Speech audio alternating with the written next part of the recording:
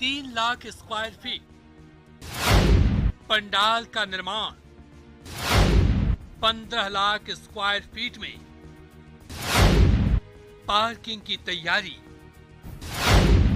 1000 volunteer की तैनाती। दरबार में हर रोज 3 लाख भक्तों के आने की उम्मीद।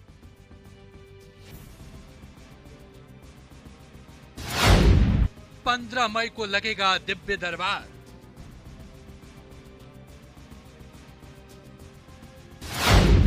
लेकिन उससे पहले तिलमिला गई है सरकार। ये कह रहा हूं कि वो अगर गंदे काम करने आएंगे तो बिहार इजाजत नहीं देगा।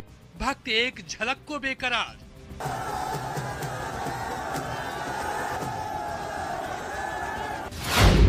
सत्तारूढ़ दल के नेता करें तिरस्कार।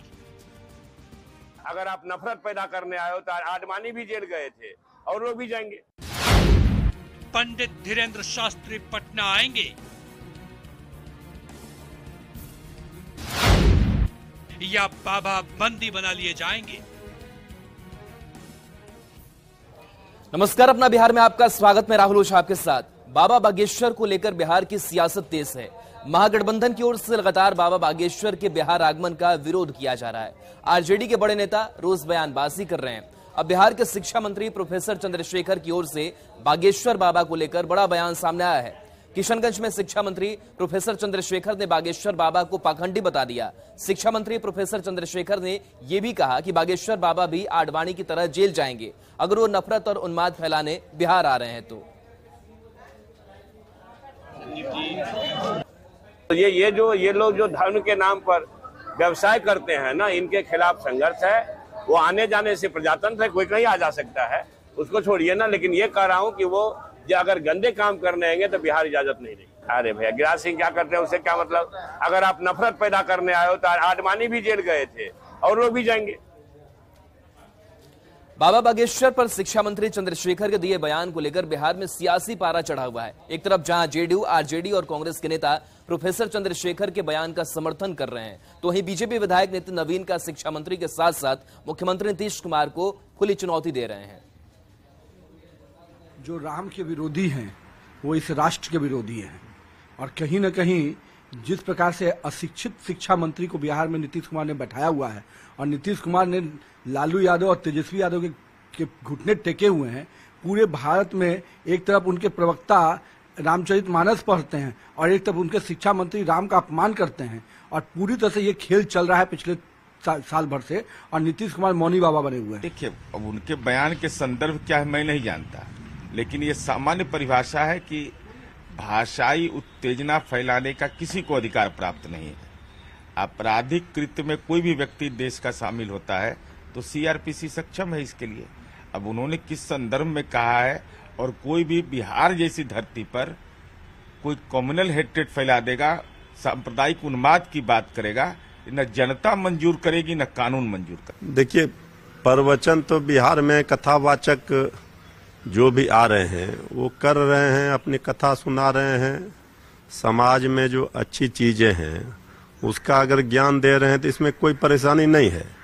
लेकिन कोई अगर कुछ गड़बड़ी करेगा, कोई नफरत फैलाने का काम करेगा, कोई अगर शांति सद्भाव सद्भावना बिगाड़ने का काम करेगा, तो फिर कानून व्यवस्था बनाए रखने के लिए सरकार अपना काम करती है। देखिए, भारतीय संविधान धर्म प्रचार का अधिकार भारत के सभी नागरिकों को देता है, वो चाहे बागेश्वर बाबा हो या कोई और। लेकिन धर्म की आड़ में अंधश्रद्धा फैलाना या दूसरे धर्म के खिलाफ नफरत फैलाना गैर कानूनी है। गैर कानूनी काम कोई भी करेगा, वो कोई बाबा हो, कोई मौलाना हो, मैं रहूं, आप रहें, तो उस पर कानूनी कार्रवाई होनी चाहिए। वहीं आरएलजेडी के प्रधान महासचिव माधव आनंद ने बाबा बागेश्वर पर शिक्षा मंत्री के बयान पर कहा कि उनकी दिमागी हालत ठीक नहीं है, शिक्षा मंत्री को इलाज की आवश्यकता है। ये है बिहार के शिक्षा मंत्री चंद्रशेखर जी, गलत बयानी, बदजुबानी, इसी के लिए ये जाने जाते हैं। ये बोल रहे हैं, कोई नई बात थोड़ा ही बोल रहे हैं। पहले तो उनको अपने यहाँ न देखना चाहिए। आदरणीय लालू प्रसाद जी खुद सजायाफ्ता हैं, अब कौन पहले जेल जाएगा ये उनको खुद अपने गिरेबान में झांक के देखना चाहिए। इस तरह के बेतुके बयान आ रहे हैं जिससे समाज में जो सौहार्दपूर्ण वातावरण बना हुआ है कहीं न कहीं उसको जो है सो क्षति पहुंचती है। शिक्षा मंत्री के द्वारा एक साजिश के तहत लगातार एक पर्टिकुलर समुदाय को जो है सो टारगेट किया जा रहा है। बागेश्वर बाबा के बारे में जो कुछ कहा, मुझे लगता है यह आरजेडी की सोची समझी रणनीति के तहत कहा जा रहा है, जिससे समाज को बांटने की कोशिश हो रही है। मुझे लगता है शिक्षा मंत्री जी की दिमागी हालात ठीक नहीं है। और चलिए इस पूरी खबर पर पटना से संवाददाता अमित कुमार हमारे साथ लाइव जुड़े हुए हैं। अमित, जिस तरीके से बाबा के आने की खबर आई है और उसके बाद से सियासत भी आई है, लोग लगातार ये कह रहे हैं कि बाबा जिस तरीके से आ रहे हैं अंधविश्वास फैला रहे हैं, पाखंड फैला रहे हैं। पहले तेज प्रताप यादव ने कहा कि एयरपोर्ट पर ही रोक लेंगे, अब चंद्रशेखर का भी बयान सामने आया कि अडवाणी की तरह भी वो जेल जाएंगे। किस तरीके से बिहार की सियासत चल रही है बाबा के आगमन को लेकर? देखिए, बाबा के आगमन को लेकर के बिहार की सियासत जो है वो उसका तापमान काफी बढ़ा हुआ है। भले ही मौसम का तापमान में थोड़ी कमी आई है, गिरावट देखने को मिल रही है, रिकॉर्ड किया जा रहा है, लेकिन बाबा बागेश्वर नाथ को लेकर के जो सियासी पारा है वो काफी चढ़ा हुआ है। सत्ता पक्ष के लोग जो हैं वो नंबर पाने की होड़ में लगे हुए हैं, चाहे तेज प्रताप यादव हो या शिक्षा मंत्री चंद्रशेखर, सभी जो हैं वो बाबा बागेश्वर नाथ के नाम पर अपनी सियासत चमकाना चाहते हैं, सुर्खियों में बना रहना चाहते हैं। ये बात इसलिए कहा जा रहा है क्योंकि पहली दफा नहीं है जब बाबा बागेश्वर नाथ के जैसे लोग जो हैं वो बिहार आ रहे हैं। इससे पहले भी रामदेव बाबा है, इससे पहले कई बाबा जो हैं वो बिहार की धरती पे आकर के कथा वाचन उन्होंने किया, प्रवचन उन्होंने दिया, और उस दौरान इस तरह की सियासत जो है उबाल देखने को नहीं मिलती थी। लेकिन इस बार चूंकि लोकसभा चुनाव नजदीक है तो जाहिर सी बात है कि हर कोई चाहता है कि वो सुर्खियां बटोरे और हिंदू मुस्लिम के मुद्दे को लेकर के जिस तरह से बिहार में सियासत देखने को मिल रही है उसमें एक नंबर सबसे अधिक पाए जाने का अगर कोई लेखा जोखा मिल रहा है तो वो आ रहा है बाबा बागेश्वर नाथ के नाम पर विरोध करके या उनके खिलाफ बयानबाजी करके। चंद्रशेखर भी इस बात को भली भांति समझते हैं, भापते हैं, चाहे रामचरितमानस का मामला हो या बाबा बागेश्वर नाथ का मामला, दोनों ही बयान जो है उनके तरफ से सोच समझ करके दिए गए हैं। और जो उन्होंने कहा है कि जो भी उन्माद फैलाएगा उसके खिलाफ कार्रवाई होगी, बिल्कुल जो आईपीसी की धाराएं जो हैं वो भी यही कहती है कि उन्माद फैलाने की स्वतंत्रता किसी को नहीं है। लेकिन उनके आगमन के पहले ही ये मान लिया जाना कि वो उन्माद फैलाएंगे, देश को बांटेंगे, राज्य में हिंदू मुस्लिम के तुष्टीकरण वो करेंगे, ये अभी उचित नहीं कहा जा सकता है। और यही वजह है कि इसको लेकर के सत्ता पक्ष और विपक्ष आमने सामने है, चाहे जेडीयू हो, आरजेडी हो, कांग्रेस, ये सभी पार्टियां जो है वो समर्थन करती नजर आ रही है चंद्रशेखर के बयान का। और विपक्षी पार्टी की बात करें, एलजेपी रामविलास के जो राष्ट्रीय प्रवक्ता है देवेंद्र मुन्ना हो या फिर जो उपेंद्र कुशवाहा की पार्टी के माधव आनंद हो, सभी ये कह रहे हैं कि चंद्रशेखर जो है वो गलत बयानी कर रहे हैं और उनको अपने बयान पर ध्यान देना चाहिए। और ये समय तय करेगा कि कौन पहले जेल जाएगा, कोई बाद में जाएगा, कौन कानून तोड़ेगा। कानून तोड़ने की इजाजत किसी को नहीं है, आजादी किसी को नहीं है। ये बात दोनों ही पक्ष के लोग कर रहे हैं। तो कह सकते हैं कि बाबा बागेश्वर नाथ के नाम पर बिहार का सियासी पारा है जो अभी और चढ़ा हुआ देखने को मिलेगा जब तक वो बिहार आ नहीं जाते, आकर के अपना कथावाचन। अमित, रामचरितमानस में एक बड़ा मुद्दा बनाया गया और बाबा के आगमन को लेकर भी एक बड़ा जो मुद्दा है वो बनाया जा रहा है। कहीं ना कहीं जिस तरीके से समाज को बांटने की बात, धर्म की बात, राम रहीम की बात की जा रही है, इससे में क्या लग रहा है कि जो आरजेडी है वो सफल हो पा रही है या फिर बीजेपी इसको किस तरीके से टैकल कर रही है और इसका जो सियासी समीकरण या फिर वोटों को लेकर के जो राजनीति है उसका किस तरीके से नफा नुकसान दोनों पार्टियों को लेकर देखने को मिलेगा? बिल्कुल सही कहा आपने कि सियासी ध्रुवीकरण करने को लेकर के ही इस तरह के बयान सामने आ रहे हैं, चाहे बीजेपी हो, आरजेडी, कांग्रेस, जेडीयू या दूसरी तमाम जो दलें हैं वो हिंदू मुस्लिम तुष्टीकरण का आरोप लगा रहे हैं, एक दूसरे पर उन्माद फैलाने का आरोप लगा रहे हैं। लेकिन ध्यान सभी पार्टियों को देना चाहिए कि वो भी जो बोल रहे हैं वो भी कुछ बेहतर नहीं बोल रहे हैं। चलिए पलटवार करने के लिए ही या फिर अपने नंबर बढ़ाने के लिए इस तरह के बयान दे रहे हैं, तो जाहिर सी बात है कि ऐसे बयान जो है वो सिर्फ और सिर्फ जो जाति उन्माद है वो उसको भड़काने के लिए और वोट बैंक हासिल करने के लिए ही दिया जा रहा है। और इसका नफा नुकसान जो है वो लोकसभा चुनाव के दौरान देखने को मिलेगा, क्योंकि अभी से सियासी जो बिसात बिछाई जा रही है वो जात पात के नाम पर, हिंदू मुस्लिम के नाम पर बिछाई जा रही है। बिल्कुल अमित, तो आगामी चुनाव को देखते हुए जो सियासी बिसात है अभी से ही बिछाई जाने शुरू हो चुके हैं और इसको लेकर के बहुत सियासत भी देखने को मिल रही है। बहुत बहुत शुक्रिया फिलहाल तमाम जानकारी के लिए आपका। तो अमित हमारे साथ जुड़े थे और जानकारी दे रहे थे कि किस तरीके से बाबा के आगमन को लेकर के बिहार की जो सियासत है वो आई है। चलिए बढ़ते आगे। क्या बीजेपी सम्राट चौधरी को बिहार के सीएम का उम्मीदवार बनाएगी? क्या सम्राट चौधरी ही बिहार बीजेपी की ओर से सीएम कैंडिडेट होंगे? ये सवाल इसलिए क्योंकि बेगूसराय में जिस अंदाज में केंद्रीय मंत्री और स्थानीय सांसद गिरिराज सिंह ने सम्राट चौधरी को भावी मुख्यमंत्री के तौर पर उनके समर्थन में नारे लगवाए, उससे संकेत को समझा जा सकता है। वैसे सम्राट दंगा मुक्त प्रदेश बनाने की बात कहते हैं, साफ है कि बीजेपी संकेत दे रही कि यूपी मॉडल की तर्ज पर ही बिहार में सरकार चलेगी।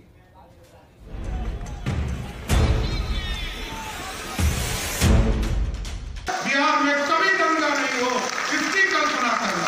जब आएगा इस राज्य में योगी जैसा मुख्यमंत्री, वही न्याय देगा।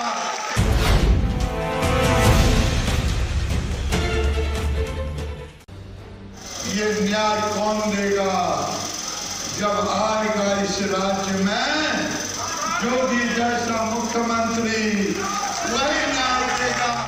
बेगूसराय में आयोजित कार्यक्रम में केंद्रीय मंत्री गिरिराज सिंह ने जिस मंच से ये बातें कही, उसी मंच पर सम्राट चौधरी भी मौजूद थे। लेकिन गिरिराज का जो अंदाज था वो सम्राट को भावी मुख्यमंत्री बनाने के जैसा ही था। सुनिए क्या कहा गिरिराज ने। सम्राट चौधरी जिस दिन से अध्यक्ष बने हैं, नारे लग रहे हैं, सम्राट चौधरी बिहार का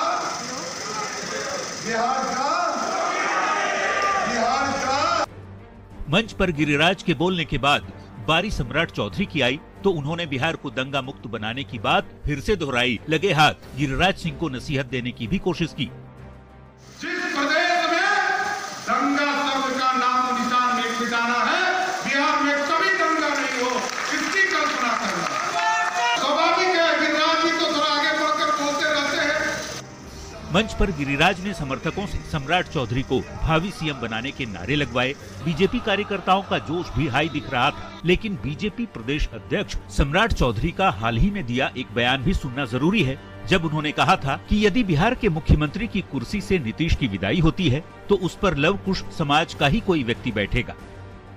लव कुश समाज को मैं जरूर गारंटी देना चाहता हूँ कि एक व्यक्ति यदि आपके बीच से राजनीतिक तौर पर जाएगा तो कोई दूसरा व्यक्ति सत्ता में नहीं बैठेगा, कोई लवकुश समाज का ही सत्ता में बैठने का काम करेगा।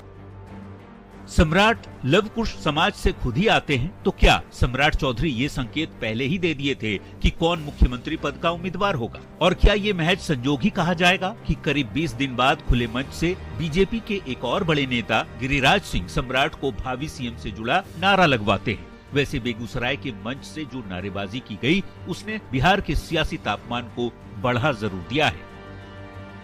न्यूज़ 18 के लिए बेगूसराय से संतोष के साथ ब्यूरो रिपोर्ट। तो गिरिराज सिंह ने सम्राट चौधरी को लेकर इशारों में जो बयान दिया उस पर बिहार की सियासत बेहद गर्म हो गई है। सम्राट और योगी मॉडल को लेकर सरकार और विपक्ष आमने सामने है। एक नई पद्धति की शुरुआत हुई है। जनता के वोटों से मुख्यमंत्री नहीं बनना है, बल्कि कार्यकर्ताओं से जबरदस्ती नारे लगवाकर मुख्यमंत्री बनने का सपना देखा जा रहा है। गिरिराज सिंह जी तो लंबे समय से योगी मॉडल की चर्चा कर रहे हैं, योगी जी को अपना मुख्यमंत्री बनाना चाहते हैं। बिहार के मुख्यमंत्री तो योगी जी नहीं बन सकते हैं, लेकिन गिरिराज सिंह जी जैसे लोग जो चाहते हैं कि उनके सीएम योगी आदित्यनाथ बन जाए, उन्हें हम एडवाइस देना चाहते हैं कि आप उत्तर प्रदेश चले जाइए, वहां जाकर वोटर आईडी कार्ड बनवा लीजिए। देखिए, भारतीय जनता पार्टी के पास अपना कोई सोच नहीं है, अपना कोई नेतृत्व नहीं है, अपना कोई विचार नहीं है। वो आयतित व्यक्ति और आयतित नेतृत्व के माध्यम से बिहार में अपने आप को स्थापित होना चाहती है। भारतीय जनता पार्टी को पता है कि बिहार की जनता अब उनको स्वीकार करने के लिए तैयार नहीं है।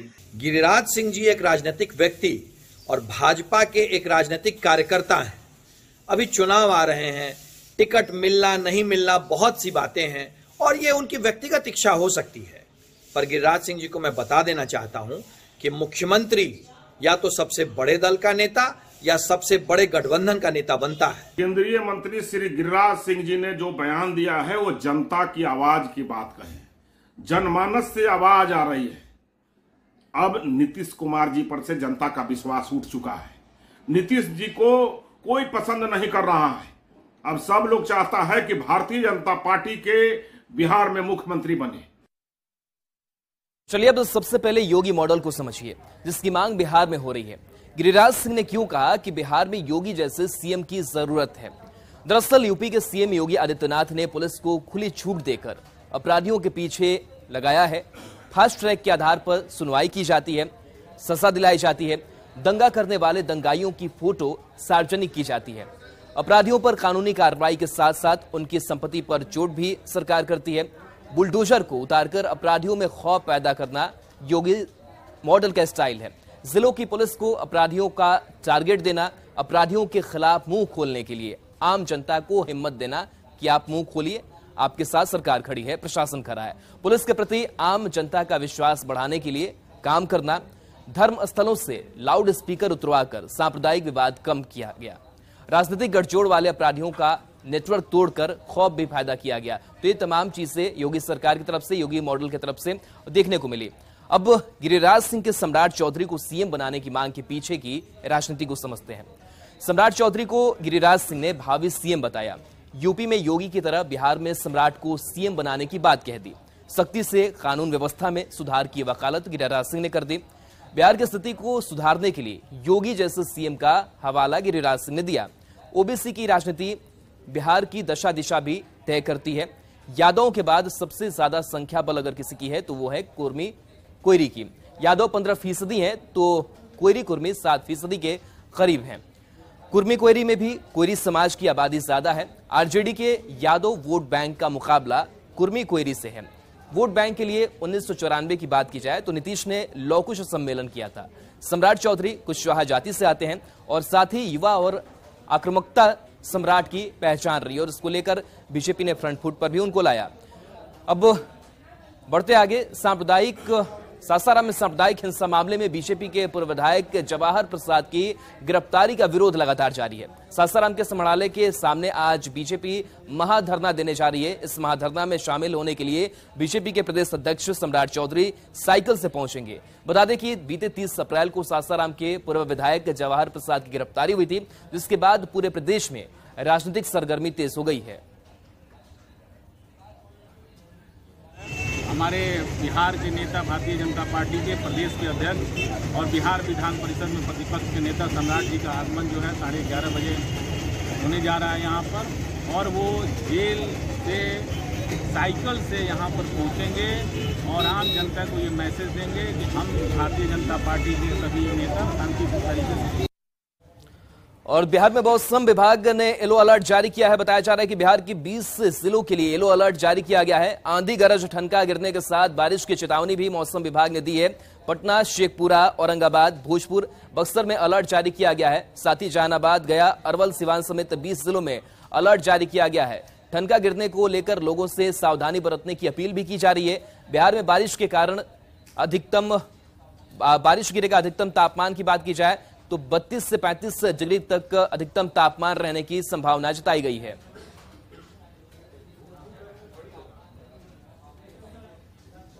और चलिए न्यूज़ 18 बिहार झारखंड पर खबरों का सिलसिला लगातार